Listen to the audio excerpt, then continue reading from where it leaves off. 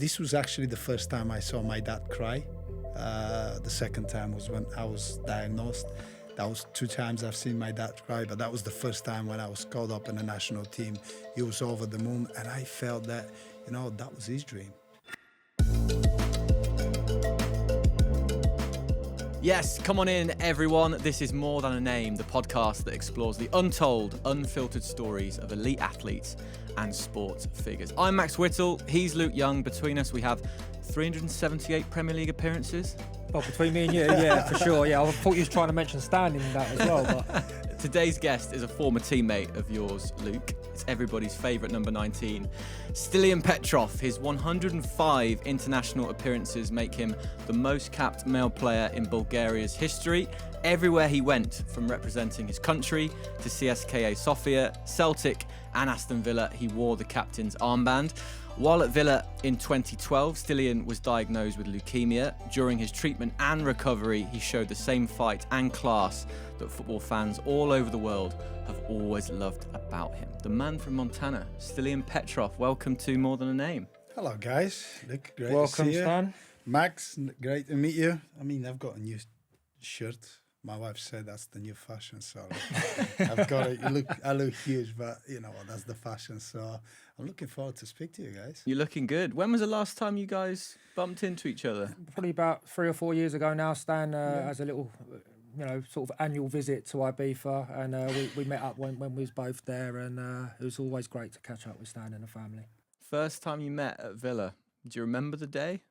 I do remember the day. I remember meeting every one of my teammates. I mean, Luke was brilliant when he came to Villa. It's just not about his footballing career and what he've achieved in football, but also as a human being. This was the most important thing. He was really loud in the dressing room.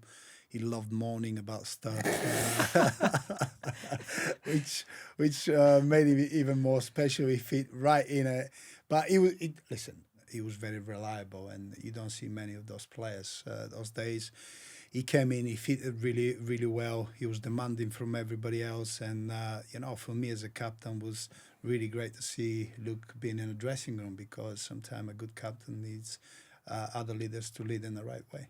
Who worked harder, Luke? Oh, that'd be a close one. We both. Yeah, I think we was we probably worked. couple of the hardest workers within the squad and in training. One thing about Stan, I would say, as a captain, is that he wasn't just leading by example. He was vocal as well. He could do both of it. It wasn't one or the other. He had both, and I don't think he needed the armband anyway, because I think as a character and as a player, that was natural to him. Like, he wasn't trying to be a captain. It just became something that was really easy for him and a natural way for him to lead. Do you think you learn to be a leader, or you just have that in yourself? I think you either have it or don't have it.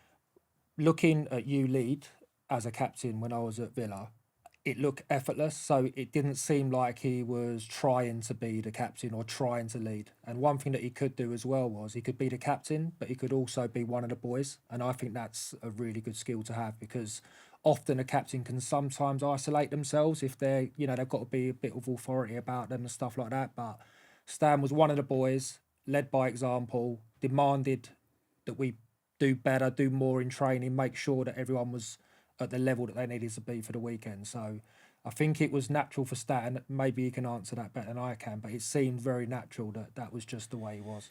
Maybe it came from early age. I think my dad was really demanding. Look, I think he was one of these old-fashioned. I think now it's the youth development, the parents try to be protective, and you can't say this, you can't say that. My dad was ruthless.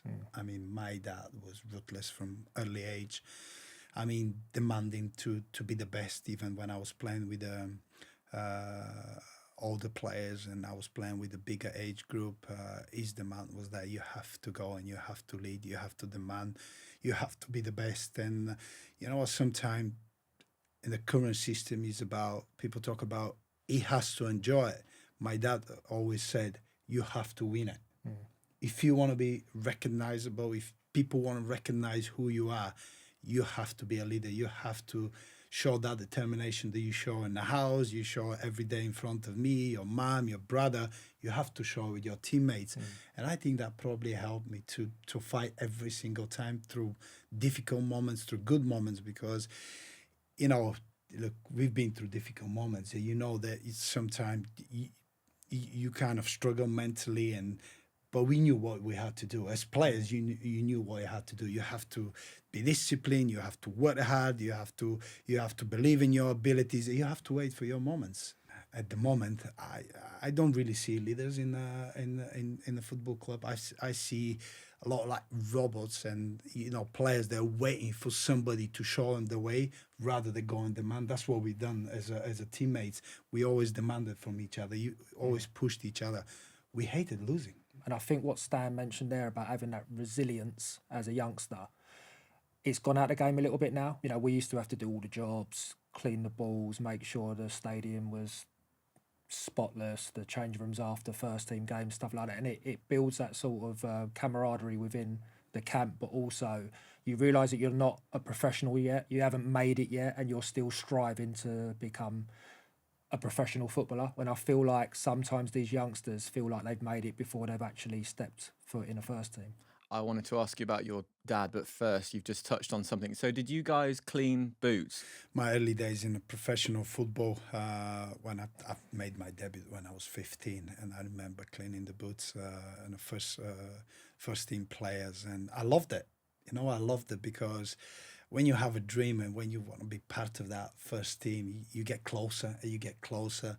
You get the attention from the main players, for the players that make a difference. You go and watch them every single weekend, and to be closer to them, for me, it was a great honor, you know, to clean boots and to be part of it, to show me that I'm getting closer. Even being, you know, in the first team environment, cleaning boots is like you're feeling the excitement that you want to be part of it. You want one day to be, you know, somebody else will clean my boots. And I hope I give him the same, you know, excitement about, you know, coming to the first team. So for me, it was brilliant. I think, I don't think that's allowed anymore. No, it felt like the next step. So you could see that was part of your learning curve, and that was the next step, and you could see where you was headed, because like Stan said, one day you're going to be in the first team, someone's going to be doing your boots. But then they stopped doing that completely, and it was banned, and the young lads now, they don't do jobs at all. You cleaned Stan's boots, didn't you, at Villa? Are you kidding me? Yeah, they probably try and make me do it, yeah. Some of the players, I remember Barry Banner, you know, Matt O'Brighton. At that time, they were coming through Villa and they were cleaning boots. But, you know, having conversation, they see them after that training with us, they felt more comfortable, more relaxed and more supported. Going back to what you were saying about your dad and your upbringing, how was he ruthless in terms of watching you train?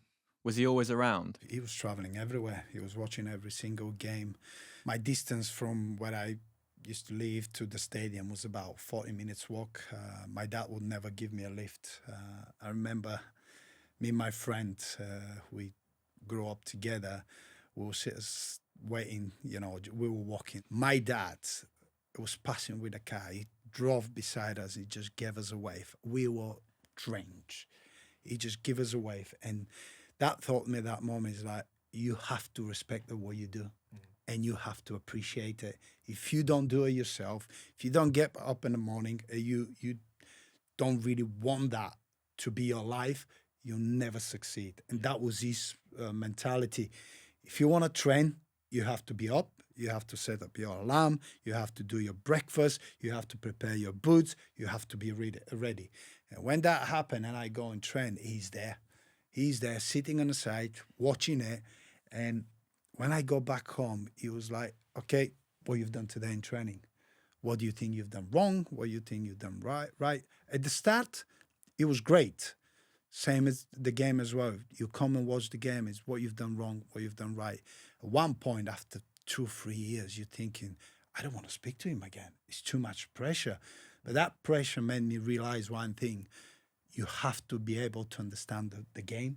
You have to be able to understand what you need to be better, what you need to work on, what your strengths are, and how you can improve it yourself when you do something wrong, you have to be able to find a solution very quickly.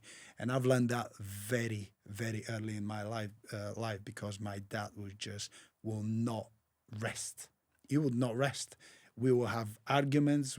My mom, she was a sports person as well. She was in athletics.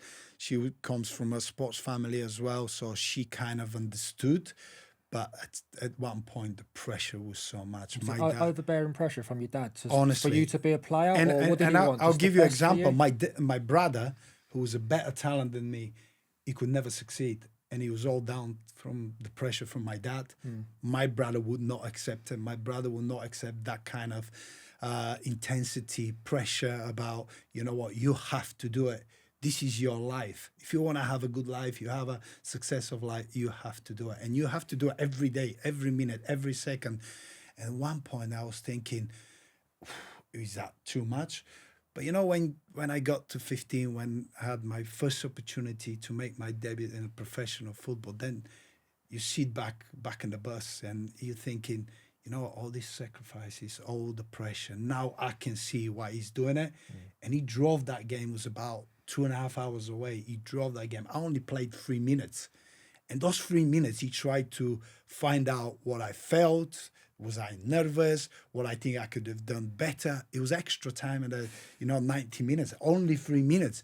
And he picked up about 7 different things about what I haven't done. I think I've touched the balls about 5 or 6 times. I think I loved it. I love that challenge and that pressure to people to demand more and more and more. I needed that energy, enthusiasm, and I think that made me even stronger. Why was it football for your dad? Why did he want you to become footballer? Because he was a footballer. Yeah. He was a lazy footballer. Well, that's why he probably wanted more from you. Yes. He was exceptional. He was a great midfielder, left footer. He was typical number 10. Even when I was growing up, I still played football with him. But when he get a little bit older, we played six-a-side, and you can see his football brain, the way he was thinking. Technically, it was incredible. But work ethic, it was the worst. He was the worst. At the start, I wasn't the best technically in my age group, when I was growing up. But then he kept asking me to work on my left foot, to work on my right foot, passing distances, short, mid-range, long range, receiving the ball from different angle, understanding how I need to play. And obviously he saw in me that determination and resilience that I had, and he never had that in himself. And I think when I made my debut in the national team, I think it was like his dream. I felt... This was actually the first time I saw my dad cry. The second time was when I was diagnosed.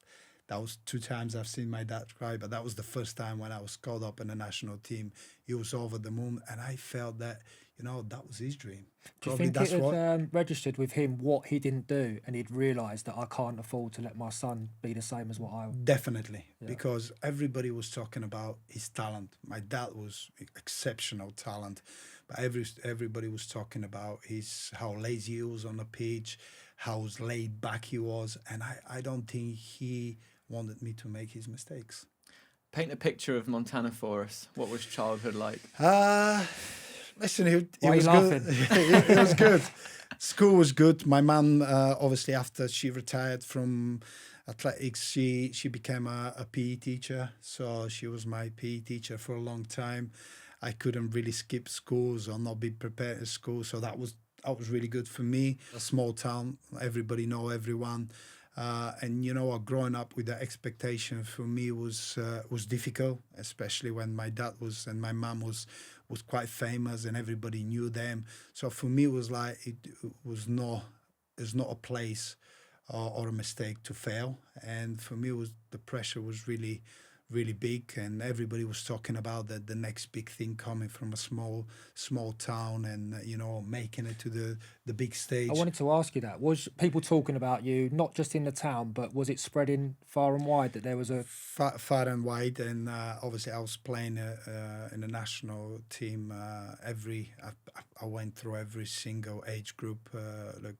I was playing with the older age groups as well, so people start talking about it. I mean, it's a small town. We never really had anything special coming out from this small club, but I was something that everybody was talking about. Even when I was playing for the club, for the different age groups, you can see the people paying interest and the pressure is building and building. But I love that. I love that. Bear in mind, I've cut football for about 2 years because I broke my arm about 6 times, and I was like, this is not going to work for me. And my dad was like, my dad would not speak to him if I don't. I broke my, so we went to play one of the big teams in Sofia, Levski Sofia, and obviously they were aware who I was, what I was doing. I was already making steps into the first team. People were talking about it. So my dad said to me, this is different level.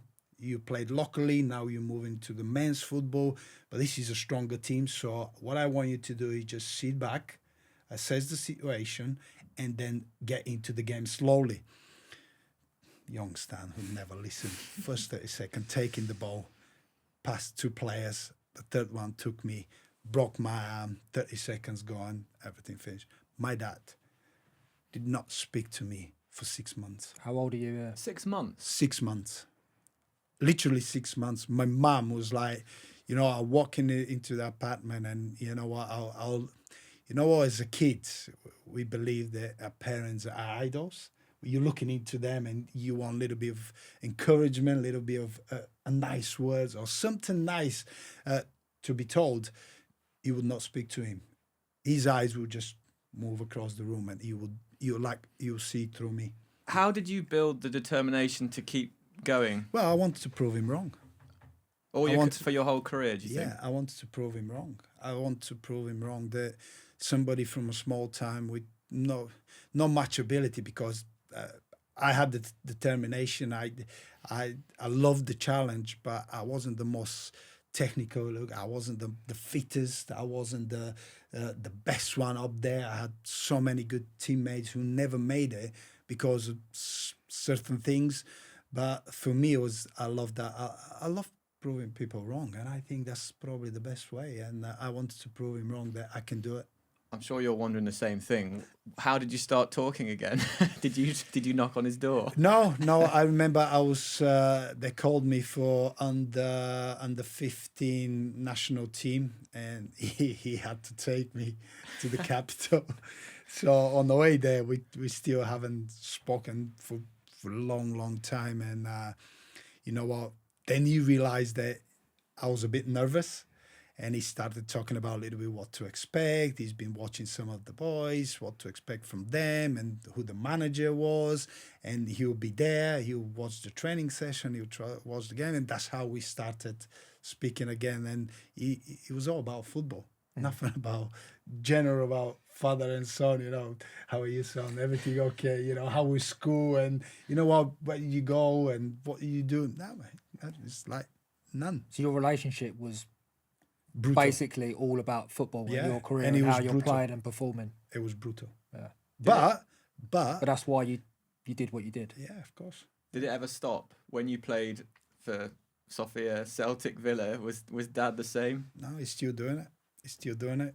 Even other day I've played against Feyenoord for Celtic legends, and send him the link. He watched the game, and honestly, he's a cheeky man. He said to me, "You've got probably 2-3 years to go, and I think you should quit." Quite generous there, isn't he? When the opposition look a bit younger, Stan, so you have to really consider that. And I'm like, he'll never change. He'll just never change. Did he ever encourage you in a positive way, or was it no? Don't remember any sort of time where he gave you a boost. No. Even when I passed my 100 games for the national team, he never said, well done, son, you've done brilliantly. Or never. It was one of these things that you will say, I'll still push you. I'm still here. I'm still alive. I'll be there, and I'll make sure that you do it right. So how do you parent? Differently. My 2 boys don't play football. I'm completely different. My dad was really demanding. I mean, I can say we live in a completely different world. We spoke about asking Stan, basically, when you're in Bulgaria and you're a young player and you're making a name for yourself, does everyone want to get out of Bulgaria and into the big European leagues as quickly as possible? Was that the kind of the route? I couldn't wait. I couldn't wait. Look, and I'll give you why. I come from a country, and it's, you know what, people talk different things about it. But when I was really young, I was 16, and by the way, this is still happening. I played in a game for my team Montana, and apparently the game was fixed, but I didn't know about it. And I was only 16. I remember playing that game. I was in school and somebody got injured, so I got into the squad and I've joined the team. And apparently the game was done. Some of the players knew, some of the players knew. I was only 16, never knew anything. And the game was 2-2, and I come on 82nd minute. And the manager, I remember, I speak with friends, you know, teammates that have played in the youth. We're still talking about it now and then. You know, he told me, just don't go forward. You're playing it on the left, don't go forward.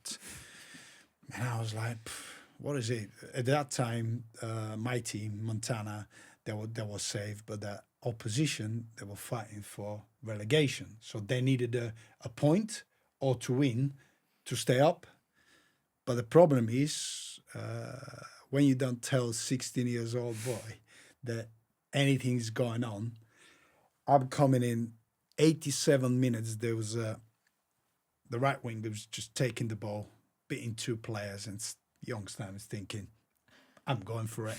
I'm literally going for it. He crossed the ball. Everybody got under the ball, and I was on the left look, and I hit it with my left foot. Unbelievable goal. 3-2, 90th minutes. The game finished 3-2. I couldn't get in the dressing room. I couldn't get in the dressing room. All the players that actually been involved in it, they would not let me get shower until they go home. It was raining. I was drenched, and I was outside. And you're thinking, I've just scored the winner, boys, here. I just scored the winner. I'm over the moon, and the mood in that dressing room was like everybody's looking at me, and I could not even get in. And you know, at that moment, I say, in that time there was so much great players in Bulgaria, like Stoichkov, Balakov, Kostadinov. They played in big teams. They just had a great World Cup '94. You know, I wanted to be like them. So when that happened, I went back home, and I was telling my dad. Few of the players tried to have a go at me. My dad went ballistic. My wife, I mean, I was a local boy, and my dad went ballistic. Did the players tell you when you got to the dressing room, Stan, this has been happening, you've scored the winner, you've ruined it? You can see it. You can see it, the mood. You can see it straight away. Did anyone celebrate with you when you scored? No. Celebrated? No chance. Why has he done that? If I wasn't strong enough, probably the pressure from my dad of going through moments like that, believing what you can do and believe that you've got a purpose and you try to follow it, he made me stronger. You know, then I realized if I ever become something, I'll never be something like that. I will never be something that I'll never not celebrate with somebody by scoring goal or being part of that. That's why I said I want to get out. But then I had an offer from CSKA Sofia. I had to move to the capital on my own. I lived with Martin Petrov, who played for Man City. When I was younger, we played against each other because he's next city, so we were very close. We were playing in the same league, so I knew about Martin. So we were discussing, what we wanted to become. It was obviously the champion CSK. There was a lot of big players, a lot of international players, and we were only 17. We were only 17, first time in the capital, on my own, with Martin. I was wild. He was very professional. I'll tell you that. As much as I never been out, I never, been drinking. I was 16, 17. I never knew about a nightlife and how you can be hooked into trouble. Look, you there. But when you go to the capital, then it becomes a completely different story. So what changed for you, and what did you have to potentially ignore? I don't think he ignored it by the sounds of it. I haven't ignored. Martin Petrov ignored it. I haven't ignored it. You bought in. literally, I was all over the place. I mean, in a good way. I love training. I've never been late for training. I'll be out from Monday till Thursday. I'll train. I'll sleep in the afternoon, and I'll be out until 6 a.m, and I'll train 10 o'clock again. But I was just fit. Was just there strong. other seniors doing the same? 'Cause Yeah. back then it was a known drinking culture, wasn't it? Yeah, but the team was so good. But for me, it was just the beginning. And when you get into that environment, I mean, look, you want to be part of it. You don't want to miss it. They invite you, you go. You don't say no if you want to be part of it. And for me, it was important. With Martin, it was completely different. Martin was really professional. You'd not go out. You'd be in bed by 9 o'clock. You'd be ready in the morning. He had to wake me up. So you're living together. You're going out and he's staying home. He's staying home, and he just, after that, on the bus to the training ground, he would just listen story. He would just laugh. But that was me. I remember one of the days, the manager, because I was going out so much, he ordered for me to start living in the training ground. He was in the mountains, so for about 2 weeks, I was there. I managed to escape a couple of times. No clubs in the mountains then? The best thing for me happened when I left Bulgaria. That's why I understood what you actually need. Can I ask you, I know you wanted to go to the bigger European leagues and to leave Bulgaria. Was part of it to get away from the pressure of your dad as well? Was that? Oh yeah, I couldn't wait. I mean, my dad was in Montana. Sofia was about an hour and a half drive. He'll be pretty much every training and every game. At one point, I'm thinking, can't be happening. He's everywhere. He's everywhere. Sometimes you just want to have a little bit of a piece about, just let me be, let me make my own mistakes, but you'll never do it. Because he probably knew I would go in a different direction. I mean, Sofia, it's the temptation there. It's a big city. It's the capital. You're playing one of the biggest clubs in Bulgaria. The fan base, the excitement.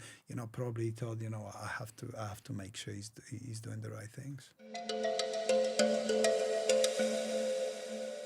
Before Celtic came calling, had you heard of interest from other clubs? Yeah, I had an interest from German team, Hertha Berlin and Wolfsburg.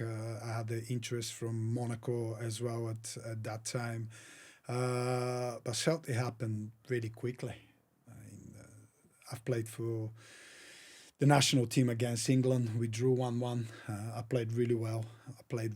And on the next day, the league already finished, international finished, and I was away with my friends to the seaside, just to rest. At that time, look, I haven't had money to pay my mobile phone bill, and my phone was disconnected. They couldn't contact me. Obviously, Celtic has made the approach, but they couldn't contact me for 2 days. I remember we were out with the boys. It was about 6:30 in the morning, and one of the boys came in the room and said, "The club is looking for you." And I went, "We'll call them after." So in about 3 years' time, he's coming back, like storming in, and he's like, "Stan, the club is looking for you. You have to go back to Sofia." And I went, "What for?" He said, "I don't know. They're sending somebody to pick you up. He'll be here in about 3 hours." What for? So I'm picking the phone, speaking, and say, "Well, you're flying to Glasgow tomorrow." Bear in mind, we just come back from a night out. We were all over the place, and I'm thinking, what do you mean? So they pick me up, take me to the club. There was 2 representatives from Celtic, the chairman of the club and the CEO of the club. So they said, "You're flying tomorrow." I only pick up a pair of trousers, shirt, a blazer, and I went. So I'm guessing you've said, yeah, I'm interested. They're not just saying you've got to go. I haven't. There's not even a question. You're It's off. like, and they say, well, one of your teammates is coming with you. Stiliyan Petrov, we played together, and he said he's coming with you. Apparently, the interest is for both of you. And I went, oh, that's even brilliant. And the next day, flight on into Glasgow. That time, I've told you, pair of trousers, t-shirt, blazer. That was it. We stayed there for a week. I had to wash my pants and my shirt in the sink just to make sure I was wearing the same clothes pretty much. I never had anything with me. They put the offer in. The money was really low. The other player, he had a family. He had already a kid. He had a wife as well. For youngster, it's just, in my thoughts, in my head, I've never been about money. It's about playing in the highest level, achieving and developing and doing the right things. I remember the offer was about $300 a week, which was really low to be honest. But it was 3 times more than I was earning in Bulgaria. But so what are they paying for you as a fee? Like as in the transfer fee? 4.5 million. So you should never be on 300. Never. What are you being paid in Bulgaria, sorry? $5,000 a year. So for me, it was like a lot more than I was earning. But you forget one thing.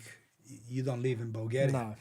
You live in a completely different place. The demand is completely different. The expenses, everything was different. But for me, it was not like that. Obviously, I've realized that very quickly. A few months down the line, when my phone bill, the language was a big issue for me. My phone bill was £6,000. Imagine that. £6,000. It was ridiculous because I was constantly on the phone.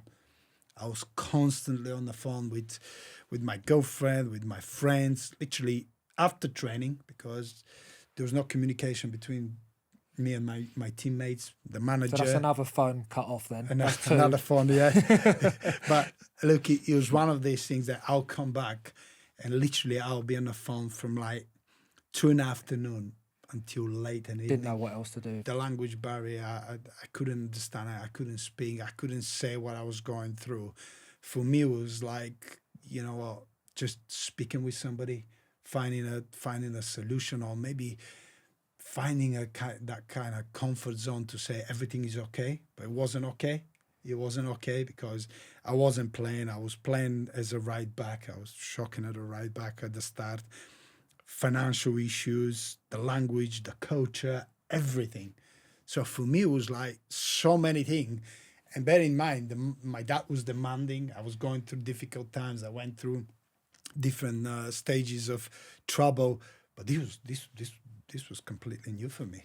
With all of that going on then, how easy is it to be swallowed up by the dressing room? If the dressing room don't accept you, you're a lost cause. You start, I'm guessing you was isolating yourself Yeah. because of the language, and then suddenly all the problems feel so much more. Well, you look at it, you go in the morning, you don't speak to anyone, you don't get involved with anything. Training finish, you go home, you don't communicate. The players going for lunch, they're associating, they're saying things, they're discussing things. You're not part of it, and they don't take you as a part of it. They feel like, well, who is he? What he's like? What he's like to do? Does he have problems? Few of the players were trying, but for me it was like non-existence. It's like I didn't speak the language. I couldn't understand anything. I wasn't playing very well, and I just couldn't wait. You know, sometimes you just can't wait to go home. I felt like home is my comfort zone. I just wanted to be there rather than to be in the dressing room and the training ground. For me, it was completely different issues and troubles that I have to deal with because I usually wanted to sort and fix my problems on the pitch and in the training ground, in the dressing room, but I never had that opportunity. Sounds like you both played out of position early on in your careers. Yeah, I think you have to get opportunities sometimes. Both right back. Yeah, I mean, when you're the young I know lad, how difficult it is. when you're the young lad coming through, often you plug holes in teams, and like if it's just to get a game, you'll play wherever you can. But that would have been real difficult for Stan, not knowing the language and coming into a dressing room, not being able to integrate yourself into the squad and feel accepted. Did you have any sort of second thoughts that this might not be for me and about going home? Yes, many times, many times. I packed my bags a few times. But then there was one thing that was stopping me, Luke. It was the failure. I didn't want to be a failure. And I think with the pressure, and I keep going back to him, and that's why we start with the leadership and you made as a leader or you become a leader. And, you know, that pressure from my dad was like, you cannot give up. It's like understanding that he's watching over me. I would not speak to him about it. You know, if he calls and he say, how's everything? I go, yeah, it's brilliant. But it was not brilliant. But then I had to find solution myself. He wasn't there. He wasn't there. My family wasn't there. My friends wasn't there. I became a friend with one of the security guys. He saw me going down one of the games and I couldn't explain to the physio what's wrong with me. So he picked me up after the game. He took me home, and the next morning, you know, with the hands language, you know, that's the best language in the world. He tried to explain that in the morning he'll pick me up and he'll take me to training again. So we started little English lessons. You know, he tried to explain to me about parts of the body and, you know, little things and that. And he had a burger van. So his wife was working there every day, and he took me to a restaurant one day, and he wanted me to order. It's part of the learning that we tried to set up for me to kind of go back to and understand a little bit more, fit in. And he said to me, well, when my wife works after training, let's go there and you can listen to little phrases, you know, about how people place orders, how they deal with it. And in about 6 months, I saw a completely different Stiliyan Petrov. I saw him, you know, players loved it. You know, I can see the smile on their face, you know, going in and just saying good morning, and they'll say, good morning, how are you? And then the conversation starts, they can see I'm trying. If you don't show the effort, they won't show the effort. Was that the turning point? That was learning the language? Yeah, that was a turning point, because then I could understand a little bit more what's happening in the dressing room. There was issues with John Barnes, and then he left, and then Kenny Dalglish took over. So I've started to understand a little more. I can express my concerns about what I feel. You know, I'm not a right back, because I felt at Celtic when I went, they were playing me right back, and I'm like, do they really know what my strength is, what position that I play, what I stand for? It was like, and then when John Barnes left, I started speaking a little bit with Kenny, and we had discussions about what I play, what I feel comfortable, what's my issues, what I've been through, and they kind of start helping, and everything will start changing. You talked a lot about not wanting to fail there. We've looked at learning. Who wants to fail? I don't No one think wants to anybody fail. wants to fail. You're not allowed to fail. You're Yeah, I know. You learn the language. I think you broke your leg early on as well. All these things are going on. You're away from home. But what did success look like for you then? What was your ultimate goal? To compete against the best players, and that was the Premier League. That was my goal at that time. As Celtic, I knew that I'll develop myself, because it was a huge club with a great history, and I was playing with some great teammates. I mean, Henry Claesson and Paul Lambert and Neil Lennon and Alan Thompson, Chris Sutton, then Johan Mjällby. You've got international players, big characters that you can only learn from them. But I want to compete against the best. You know, I want to compete against, you know, the likes of Steven Gerrard and Frank Lampard, the players that play in my position, and I always looked up to. So for me, success was like being able to compete and be recognized that you can play in that level. This is a success for me, not 100 caps or not that. It's like when you retire, people to say, he had a decent career. He was a good player. He had something different about himself, and you know what? This was success for me, because I wanted to play at that level and compete at that level. Same for you. I feel like I probably overachieved with the ability that I was given. You know, you work as hard as you can to get as high as you can, and I think playing in the Premier League and representing my country, I would never have dreamed of doing that. But you try to push into the limits. There's no limits for us. Huh? When you fight for something and when you want to achieve it. I remember when, I just start playing and for Celtic. I wasn't there. The game was too physical, too fast for me, and I had to do extra. I mean, I will train, and I'll go in the park and I'll run. And that literally gonna be every night, just for me to be able to sustain that level for longer periods of time. There's no limit. My wife would sometimes say, "Are you not tired?" Yeah, I'm tired, but my purpose is, for me to achieve it, you have to go there. There's no limits. People talk about players and going through difficult times.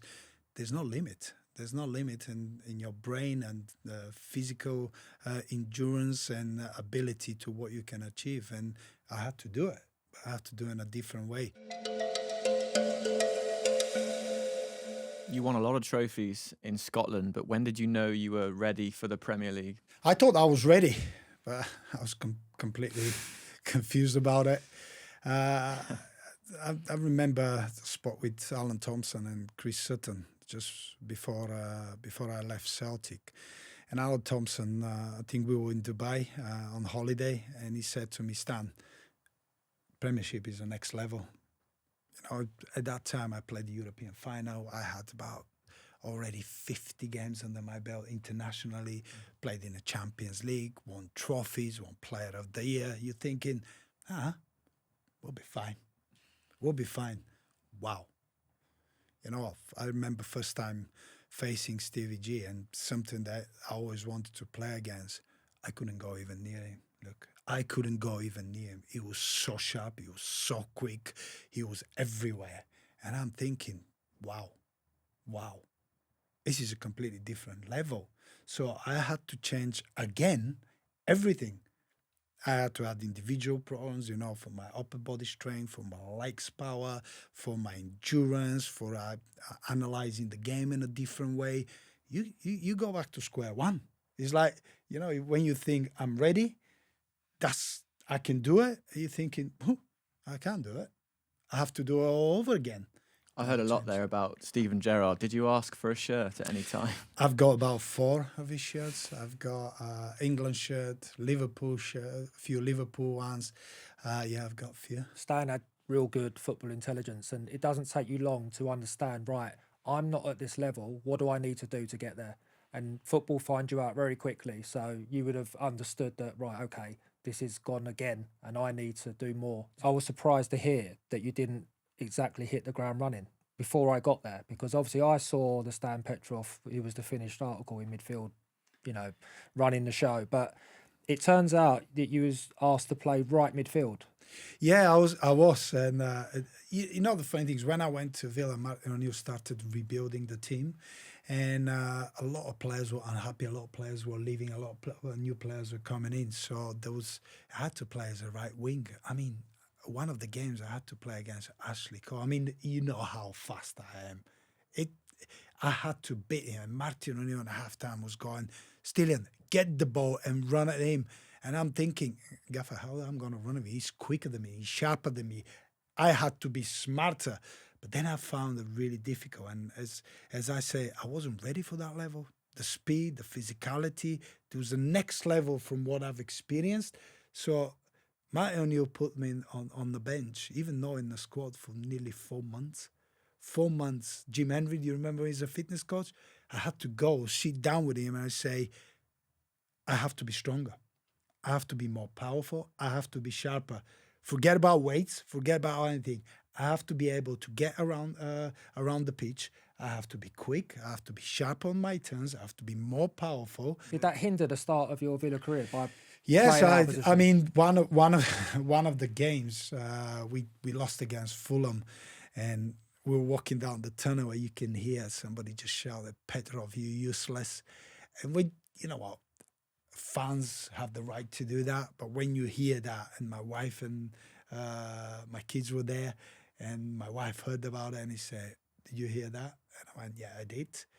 And the next game, it was not an opportunity for me to go and show something different. I was dropped straight away, and for me, it was like, whoa. You've been a captain everywhere you've played. Why do you think you're a good captain? My teammates and people around me could talk about it. But I always wanted to be the right example. I think probably that's where I want to start. It's about the team performance, team environment. I've played under a lot of great captains, some good ones, some bad ones. I've always tried to take the positive from every single one and adjust it. And I remember you're never happy when we don't do enough in training, and you always wanted to do more, and you go and do extra when you're a captain, because 4 or 5 players will follow him. They'll do the same thing, and this is what you want to see. So you don't have to address that. You have to probably address it with the players that don't play enough, where they mentally are not there, to make sure they're ready when that moment comes. You have to be more a listener than a leader. You have to listen, you have to absorb, and you have to have the right moments to address that issue.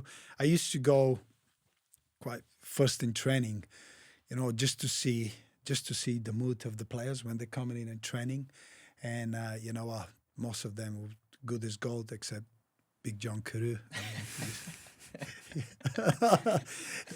I mean, with John Carew, but, I had to understand John. John was like a big baby. Big John was like a big baby. And you have to really be careful what you say, how to treat him, when to speak with John, when to be aggressive, when to be softer. This was very important. The way John was thinking, the way he was built as a character. The important for me as a captain was about Saturday. I mean, John sometimes will turn up, he won't even bother training. I mean, he won't even care. But then for me, it was about how I'm going to help the manager and the team and John to be the best on Saturday.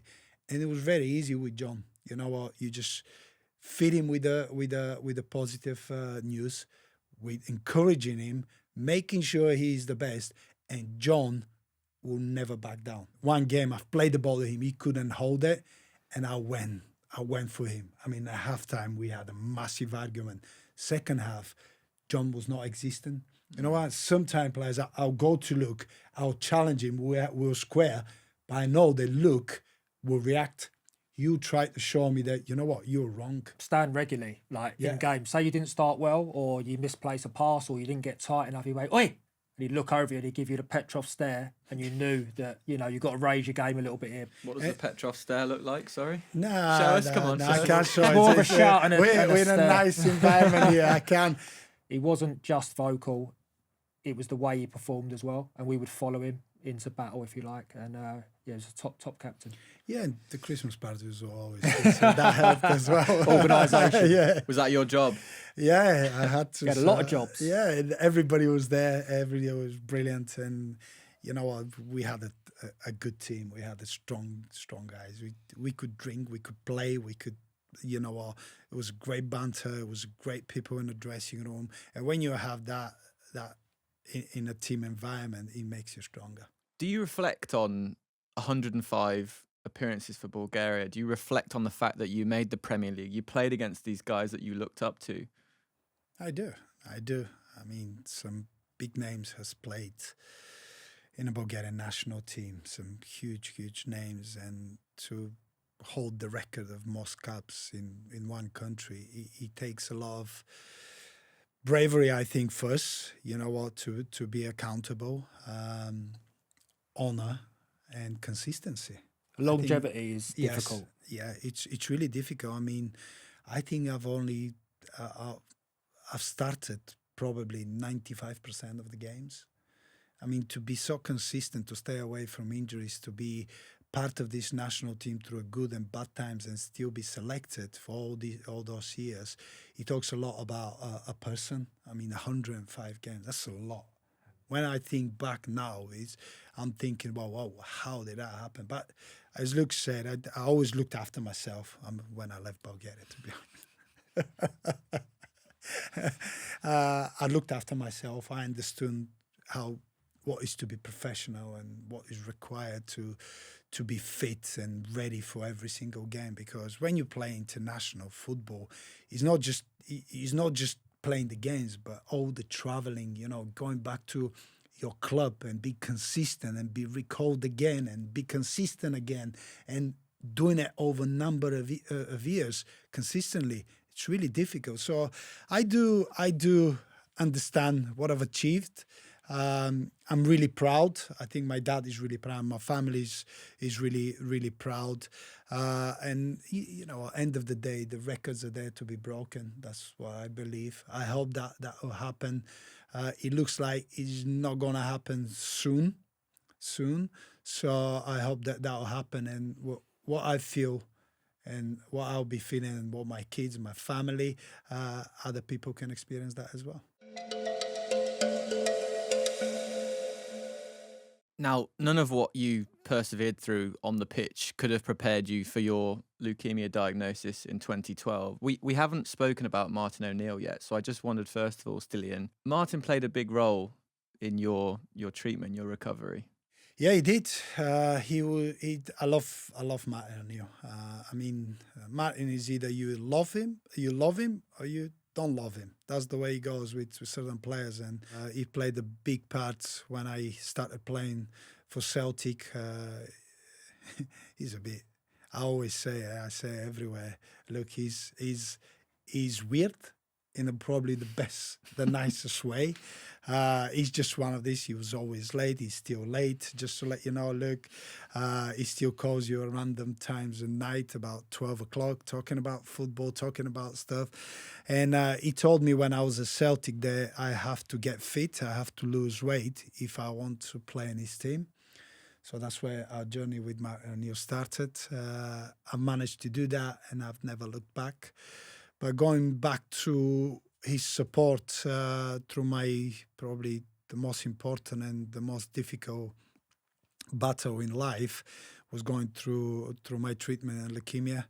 He was one of these guys that he was turning up to the hospital in random times. There's certain visiting times that you can go and visit people, and especially when they don't have immune system, when they're under course of, catching viruses, bacteria. I was in isolation. He would just turn up at 11 o'clock at night. I mean, who turns up at 11 o'clock at night? And he would sit there for hours talking about stuff. Bear in mind, that time, I'm exhausted. I was wiped out. But this man will just sit there, will pay attention, will get his time, and I'll fall asleep, and he'll get up and leave. And the next visit will be again randomly, and certain time when a nurse will come and say, "Oh, you've got a visitor. Sorry, but you have to be quick." 2 hours later, he's still there. If you know the history of Martin, his wife Geraldine, she went through leukemia battle as well, and obviously most of our discussion and talking points will be through what to expect, how to deal with it, side effects, how she dealt with it. So most of that will be around my battle and my fight. We'll talk a little bit about football, and how it's going to be about Celtic and Villa, about the current results and stuff like that, the way football is changing. So literally it will be a lot of topics, but mainly it will be about my battle. And it was really difficult because my wife was there, Paulina. She was there, and as much as she loved to see people there, we weren't allowed many visitors because I was in isolation for about nearly a year. And we lived in one little room. I mean, we're talking about preparation and opportunity to fight and have the chance to become a good player. You always find a solution. But this situation, when I was diagnosed, there was no answers. There was no preparation for it. There was no you can look at get a template from somebody and say, well, he succeeded because of that. It's not such a thing. It was completely new for us. Our life changed. We had to, put our kids aside. I couldn't see them for months. We had to give our kids to our parents to look after them because we were constantly in the hospital in London. And, there were so many questions in my head about what is right, what is wrong, why me, how did that happen? could anybody give me the right treatment, because there was hundreds and hundreds of treatments and protocols out there. You have to sign your own chemotherapies, and some of the side effects are coma, losing your speech, problems with your bones. And you're thinking, do I have to sign this? I mean, I haven't learned that in school. I haven't gone through my life experience, broken my arm, broken my leg, and I'll argue with my wife or my parents. This is a completely different thing. So who gives you the right choices? Who tell you what to do? It's completely new. I was like fighting for my life. And the worst thing is, look, is like when you go through moments like that, you appreciate life even more, because you know what you can lose, and that's your life. And everything you've worked for, everything you've achieved, good, bad moments, being a dad, getting married, succeeding in football, all of a sudden, that was just going to be wiped out. And what you have to do is fight for not just your legacy as who you at that moment, but also a legacy that you can leave after that with your battle. And it was something that I could not accept it. I could not accept it. And he took us to hell. He took us through really difficult moments. Mentally, I was all over the place. I had to stop my treatment as well. I was just exhausted. At the end, it was just exhausted. I was completely different person. I was overweight. I haven't had any strength mentally, physically. I wasn't allowed to see anyone. I mean, being in a house and not be able to sit with your kids, they had to be in a different room because I didn't have an immune system. I mean, who prepares you for that? Can I ask you, Stan, when you say I had to stop my treatment, had you almost given up? Like Yeah. I don't want to do this anymore. I can't go on. I was just ready to give up. I said to my wife, I said, I'm not going with it. Doctors, Paulina, my parents, they were just, you have to go. It was a little bit to go. And I went, no, I'm not going to it. There's no more energy or will for me to push. There was that, you come to a point, it was like, you don't know if it's tiredness, exhaustion. It was like one of these things is I wasn't even thinking straight. You had nothing left. That's Nothing. What you felt like. Nothing. I just said, I just want to go home. Whatever happens, happens. But probably at that time, because my treatment was over 3 years, Max, it was like, probably I've done enough chemotherapies at that. So my last little bit, I didn't complete it. I wasn't able to do it. I mean, we had some funny moments, now when recollecting it with my wife and what we've been through. And I mean, Paulina went mad one day because she told the nurses never to cry in front of me.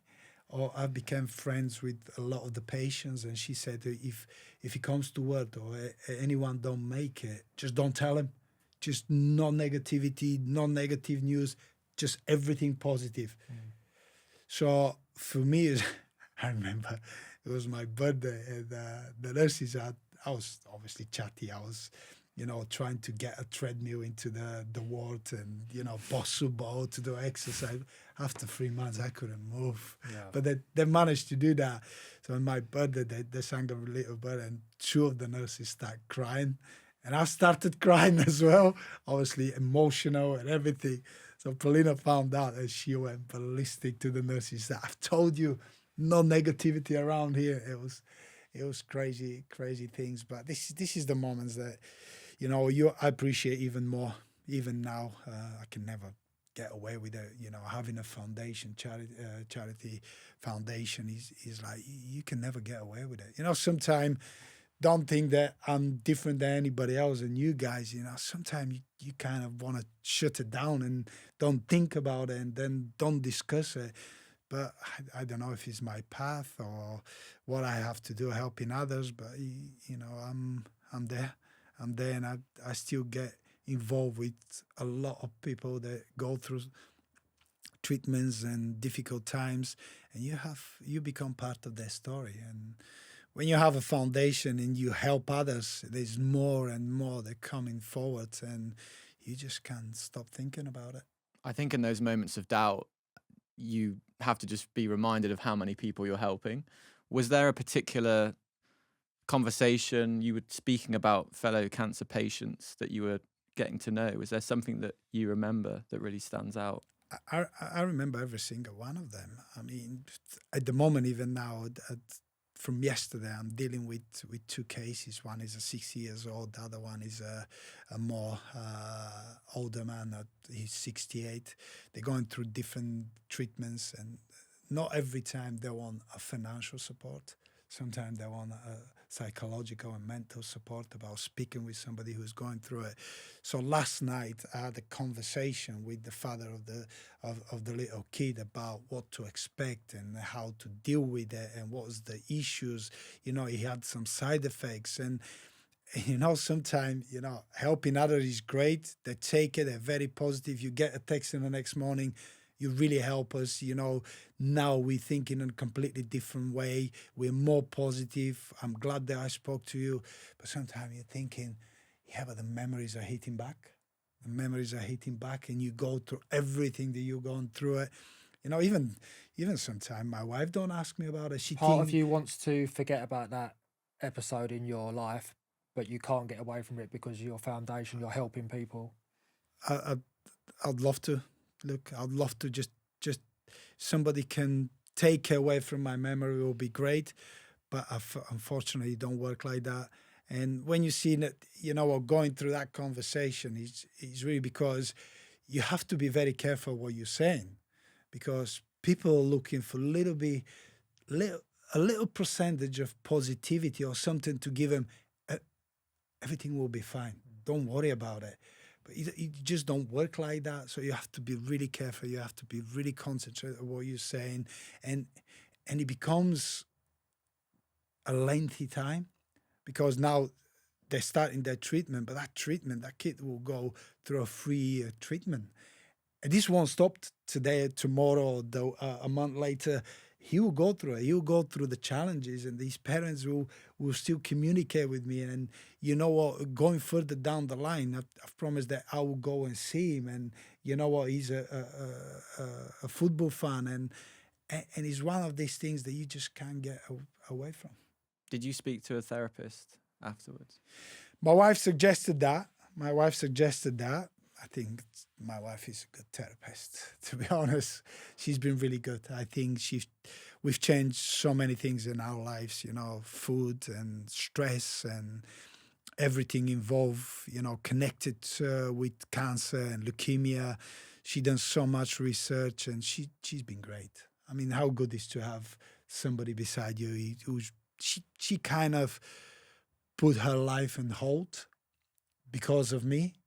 You know, I was always providing, and she was always there. She was brilliant with the kids, home. She was brilliant, but I was the one who was providing. But all of a sudden, that was put in balance. So she just went, my life, kids' life, away from it. It's about you. And, you know, she never complained. She never complained. It's brilliant. And it's great to see we're still together. She's still doing my head in. You know that look, you know, Paulina, and you know what? It's great to have someone, and you know what? Since we met up, we're still brilliant together, and it's really enjoyable. It's good to hear. Luke, do you remember when you saw the 19th minute became such a great moment, especially at Villa Park, to clap for Stan Petrov? Yeah, for sure. And I also, going back to when Stan was first diagnosed, I remember it was quite quickly on Sky Sports, and it was quite on the headlines and stuff like that. So immediately I've rung one of our teammates, James Collins. I've said, what is going on? What's happened to Stan? No one really knew. It was just like came straight away, literally like national news on Sky. So he said, it's not looking good. And I said, what do you mean? And he's been diagnosed with leukemia. I said, but what happened the weekend then? So because I've played that weekend. Stan will be able to help more with this story, but Yeah. I believe it was Arsenal away. And Ginge actually said to me, he said, I feel absolutely awful. I said, why? So he said they're coming at half time, and Stan, they're having a bad time of it. I think they're trailing at the Emirates. Yeah. And Stan says, "Listen, guys, I'm not feeling right here. I've got to come off." And I think Ginger's then shouted across the dressing room, "You're supposed to be captain. You can't just leave us now, blah, blah, blah. Come on, you've got to stay on, Stan." And he said, obviously, the next day, it happened really, really quickly, didn't it? You found out what was going on. And Ginger said, "I feel absolutely horrendous," because there was some expletives shouted across, you blah, blah, blah, you're supposed to be captain and all that. So that was the first. I mean, I went into a bit of shock, and I probably froze and didn't really know what to do.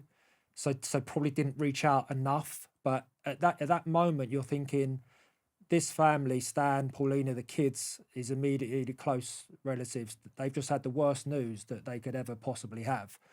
Do they need to be bombarded with calls and texts and that? You kind of freeze as like a teammate and a friend, and you don't really know what to do or what to say. But looking back now, I wish I'd have probably reached out more. And like he said, though, not many people were allowed to come and see him, and we didn't really know, was he going into treatment straight away, this type of thing. But going back to what you said there, Max, I remember seeing it on the telly and obviously getting emotional looking at Stan in the crowd and knowing Paulina and the kids and stuff. And I think the support of the thousands and probably millions out there, because Celtic and Villa and all the clubs and all the people in Bulgaria probably helped him, I would have thought, through the illness, and no surprise a man like Stan managed to come through and win that battle. You know, it's funny you're saying that you've never reached, but what I found out is I've never even thought about it. I always thought that the support was brilliant, but for me it was to focus of what I'm doing and what is right or wrong, which treatment and what protocol is the right, listening to the professors. But when I actually went through it, look, I found out and I realized that not many people know what is right and wrong and how to approach in this situation. And I see it now with a lot of patients, a lot of families. I had a couple of months ago, one of the dads is saying, well, you know what, he used to have a lot of friends, a 12 years old kid. He used to have a lot of friends. They used to come here. Now the parents, we don't see them. Nobody's calling. I said, well, listen, this is normal. Not everybody know how to approach in this situation. Nobody, a normal person would not know what is right, what is wrong, what to say, what not to say. And sometimes you need to give space and time, and that will come back. And that's what I realized as well. Look, it's like people just don't know what to say and how to say. And they feel like I'd rather stay, watch it from a distance than actually saying something that is not right or maybe will affect whatever is happening. But going back to the Arsenal game, yeah, I was halftime, just felt a little bit a cold before the game, just normal cold. But you know us, you go in the sauna, few pills, you know, and you're out there, you train, you sweat out, you back to normal. But no, this time was, first half was just my muscles, my brain were functioning completely different. There was no energy, there was no desire, there was no fight in me. I was kind of one of these moments when you just thinking now, I just didn't want to be there. I knew something was going on, but you never thought that this was going to be what it became. Halftime, I literally just took all my clothes, like the kit was off, I was naked and I was sitting. I was exhausted. Bear in mind, it was only first 45 minutes. Usually I sweat quite a lot. So I was sitting and I was dripping even more. I'm thinking something's not right. And Alex McLeish came in and he was saying, usually when I played against Mikel Arteta and he was playing for Arsenal, he played for Rangers, I played for Celtic. I love competing against him. And I always put him in the pressure. I knew where he was strongest. I don't let him turn. I was always in his face. But this time I was second best. It was nowhere near. Alex McLeish had a go. He's like, Stan, he loved playing against Arteta. Nothing is working today. Pull your finger out. And that's when I went. He's like, Gaffer, something's not right. I think I should come off. That's where Ginge, Warney as well, Dunny, you know, I always pushed them because it was important time for us. We were just not getting the right results, but we were bottom the table. And for me, it was one of these moments when they all jumped, and I was like, Stan, you always pushes. You're the leader. You're the captain. We're going through a difficult time. And I don't know if it's the adrenaline or what, kind of subconscious is you thinking, I can't let them down. I have to keep going. Bear in mind, I went in the second 45. I've played. Honestly, I don't remember anything. But the funny things, after the game, I felt all right. I went and done my cold bath. That was the main thing. I was already had cancer in my blood, which is acute lymphoblastic leukemia. It's cancer in your blood. And I went to do my cold bath because we were playing Chelsea the following week. And I was already thinking for the game, forget about what happened halftime. That's and him how ticking I the felt. boxes again. Like Yeah. I said, the professional Yeah. element of Stan. And then I went in the bus, and that's where it really hit me. I mean, I felt really exhausted, really, really exhausted. And remember, they were preparing food after the game, just making sure the recovery is right. So the chef came and said, Stan, what you having? I usually had a wrap, and he said, you want a wrap? I went, no, I'm not hungry at all. Further down the journey, I started feeling a little bit hot, and I'm like, what the hell? So I went to see the doc, and I said, Doc, I'm not really fit. I'm not feeling well. I think I've got a temperature. Measured the temperature. It wasn't that bad, 38.1. In the normal world, in a household, you would think you get a little temperature, let's see how. He said, okay, we're playing Chelsea. Let's see, get a few tablets. Let's see if we can stop it. Went back home. Then, because of the tablets, I took quite a lot of tablets, and the temperature went down. Went in the next day, done my recovery, hot and cold, done my stretch in the pool, done my sauna, and then I went home. And then the next day, the doc, Dr. McGuinness, he said, we'll do a random blood checks. And that's where everything started. My counts were off. And 2 days later, we played Sunday. By Thursday, I was diagnosed with acute lymphoblastic leukemia. But you know what? The doctor give it to me is like you're ordering a food. You got you've been diagnosed with acute lymphoblastic leukemia. We're 99.9% certain that it's that you have to start treatment straight away. But we're gonna wait for another test, which will come in tomorrow morning. Guys, this was the longest night in my life. I didn't even blink. I didn't sleep. By 10 o'clock, nothing. And I'm saying to Polina, no news. It's a good news. 10:30, we had the confirmation. 10:30, they confirmed it. And they said to me, you have to start treatment straight away. What do you mean I have to start treatment straight away? How? What? How long is it? There's no news about it. So I had to go for a second opinion. That's when I spoke with Martin O'Neill. He always talked about his wife being looked after from a great professor down in London. And he managed to get me an appointment with him. I came down to London in a space of 5 hours. That was confirmed from a second opinion from another professor. And the following week, I started the treatment. My journey started. You've spoken a lot about your wife in these moments, but I think a central theme of this show has been your dad as well. And you've mentioned at the start of the show that was, I think, the second time you ever saw him cry. Do you remember that moment? It was in a house. He only came to hospital once. I don't think he could have taken it.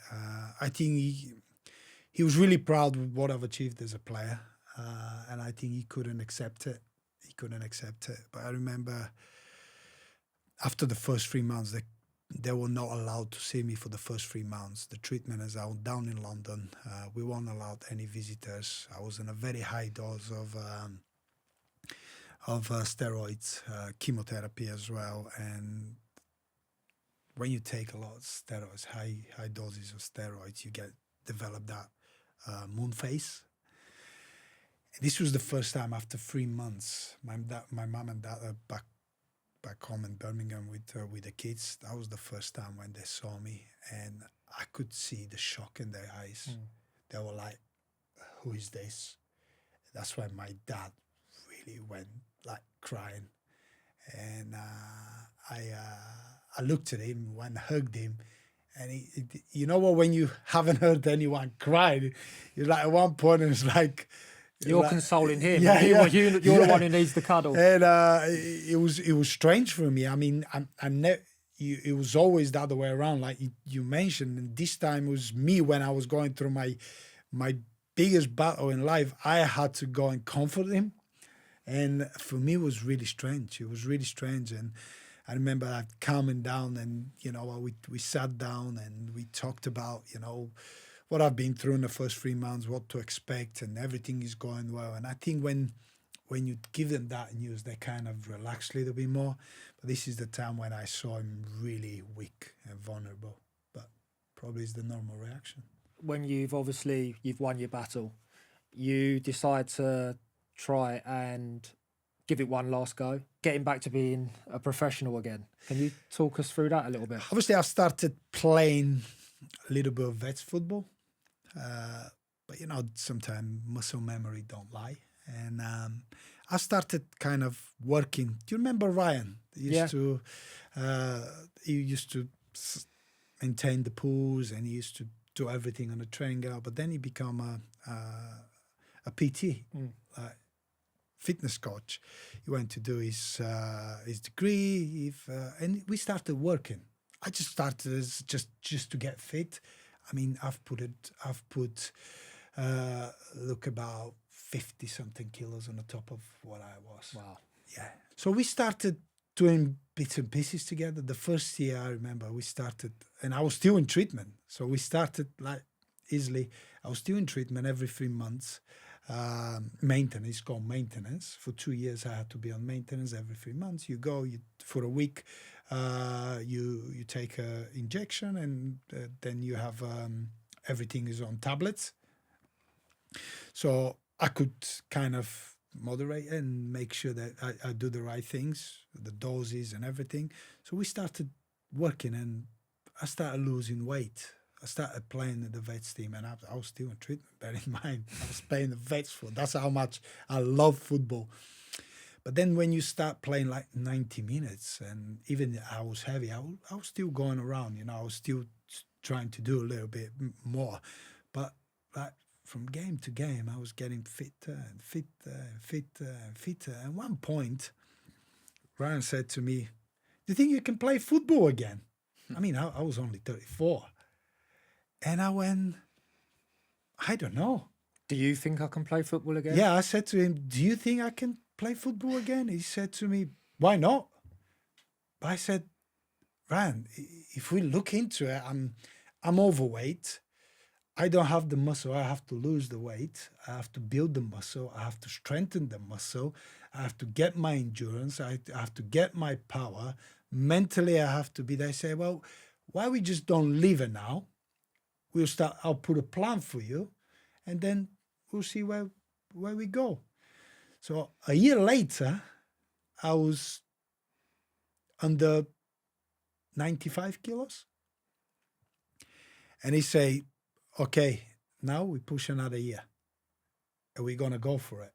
And I went, "You're joking." He said, "Yeah, I can see it. I think you can do it." And look, honestly, we were training 6 times a week, sometimes twice. He had to do it. He had to do it very gradually because I couldn't afford to get injured. I said to him, "I'll tell you one thing. I'll give it a go. But if I get injured, that's it, done." So he was very cautious about, first of all, diet, then training, then loading.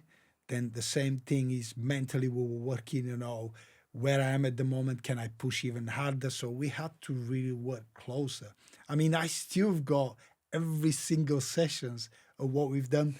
I had to buy sledges. I had to buy boxes that I jump, everything. I mean, if you look at my house. This is the challenge again that This you is want. the challenge This is what again. he needs. But I loved it. Yeah. I loved it. And when he gave me that idea, and I said to Paulina, I think I can play again. And she went, don't be silly. But then when I got kind of fitter, I called my professor. I said, Prof, I think I'll give it another go. He go, what do you mean? I say, I would like to play again. And he went, oh, Stan, I'm not sure about that. When he said that, I'm like, what? He said, well, listen, there's a little concern here because somebody who's been that long on the steroids, it could make your bones vulnerable. You can break it quicker and easier. And I went, what do you mean? And he go, well, this is the side effects of, high doses of steroids. And go back, spoke with Ryan, and I'm Ryan, and he was like, what do you think? And I went, no, we're getting close. Let's push it again. So I remember doing my first 4 falls with Ryan. I think the first 4 minutes, we covered about, I'm not joking, look, 150 meters. That was my first, it wasn't a run. It was like literally crawling. That was my first, in the country lanes. It was like, I could hardly walk. I was that heavy with that much chemotherapy. Bear in mind, my liver is being hammered with everything. So I had to make sure I detox my liver. I make sure my organs are good to take that much load. And when I actually hit 89 kilos and I was powerful, I was strong, I could feel it. I was still playing the vets football and I can see the difference straight away. I mean, I was getting quicker, I was getting powerful. 90 minutes, I'll run up and down. And I'm thinking, yeah. So I spoke with Villa and they were like, what? But then there's another issue because when you retire, your contract kind of finishing, there's issues about payments and tags and stuff like that. So they were like, oh, we're not sure about that. We need to look at it. You may not be able. I say, guys, you don't realize I'm not asking you for money. I'm asking you to go and give it a go. Give it a go. It was the best thing happened. I felt alive again. I was really nervous, when I was younger. Before start of the season, you had to do different tests. You work, but you work outside the football environment. You do your own things. You work with somebody, but they're not. It's not the same when you work in a professional football club. So I had to go, and I was one of the tops in those results. Strength and power and jumping and endurance and everything. And I felt when I went back home, I had a massive smile. And Villa said to me, no problem, we'll give you a go. And I went to a preseason. Gabby was funny that day. I haven't missed this training session. I haven't missed 1 second of that preseason. Bear in mind, with those 4 years already, I haven't been through so much. Treatments, chemotherapies, highs and lows in life, dealing with different situations. And I was given opportunity to train again. I loved it every day. I mean, Di Matteo was the manager then. It was ruthless. I mean, you were training twice a day. One of the sessions was just literally trainers running. The other one was 2 hours of football. I haven't missed one session. I remember at this stage, noise coming out of the dressing room. Someone spoke to Brad Guzan. They went, Stan is absolutely flying. Like, he's going to do this, It's looking like he's going to get a contract and he's going to be part of the squad. So can you talk us through why that didn't? Yeah, I can. It was a strange one. Everything was going well. I think they were really happy. And you know what I noticed with the boys? Even they haven't had to make the decision then. I was not under contract. Nobody was under pressure for me to start the season, or is a deadline, or is a date for me to try to come back. For me, it was about having that opportunity, build up and be ready.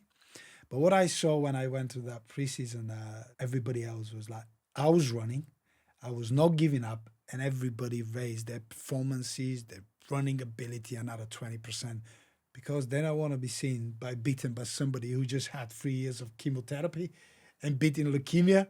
You can see everybody's performance is like going up. But we played a friendly game. We won 5-1. I set up 2 goals. That was the most I've played, 65 minutes. I felt really strong, and I can feel that, it's coming back. I've already had 2 games. One is 45 minutes, the other one is 65 minutes, and I can see I'm feeling good. Di Matteo said to me, "I'm really happy, Stan. You're doing really well. There's nothing I can say about it. Keep doing what you're doing, and we'll see where we are at the end."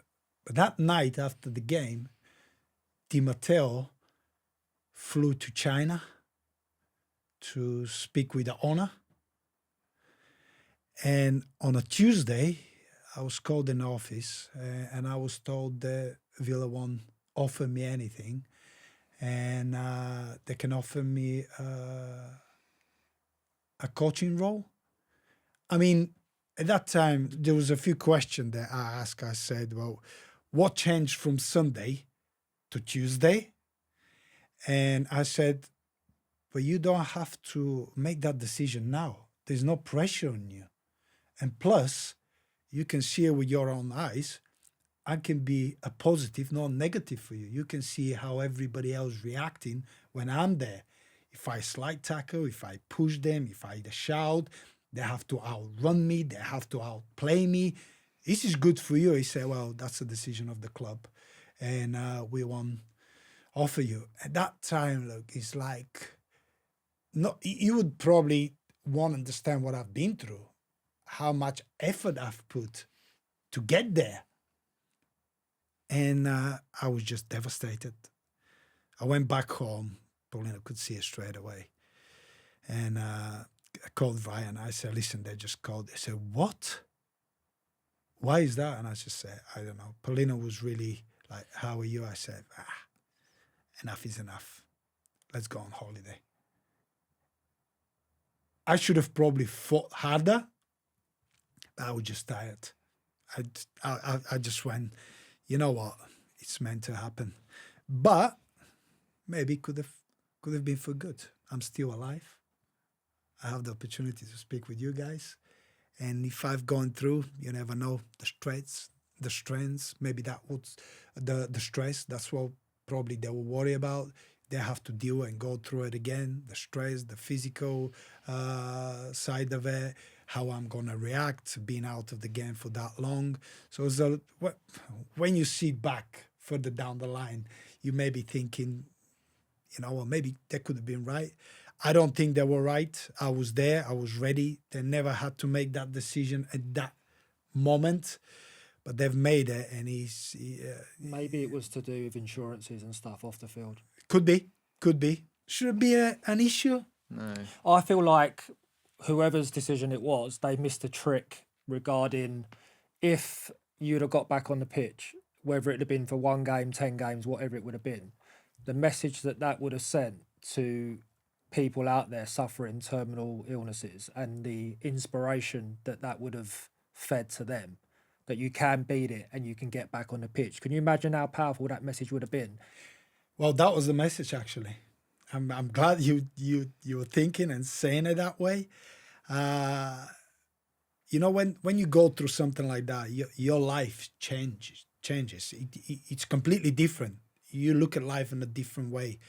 But what I wanted to show, and I'll tell you what, I've never even sat down or talked to Villa about contract, about money, about land.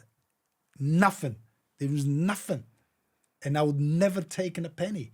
I'll tell you what, the message was different.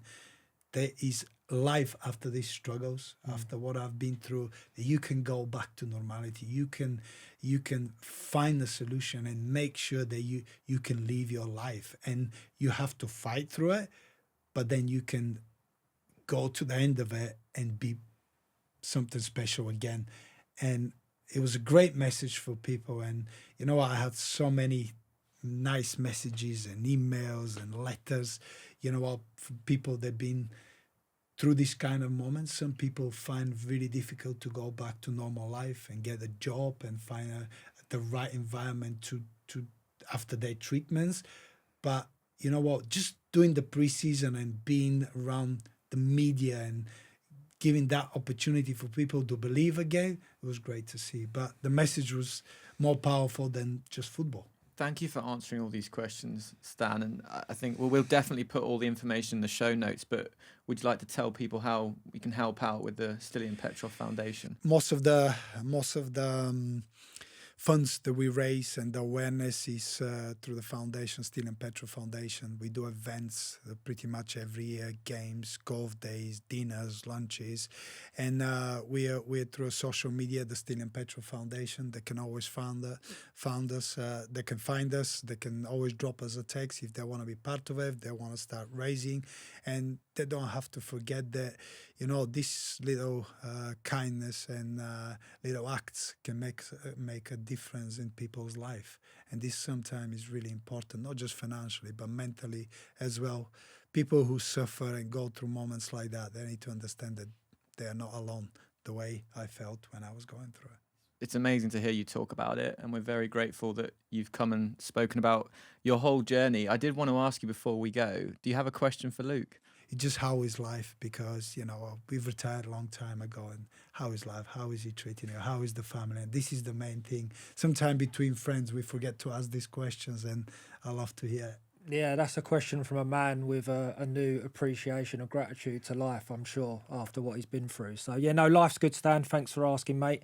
Kids are all good, growing up fast. Wife's good, enjoying retirement and getting into different things like this podcast, which is putting myself out of my comfort zone a little bit, but fully enjoying it, and having you on's been fantastic for us, so thank you. You used to love the media, right?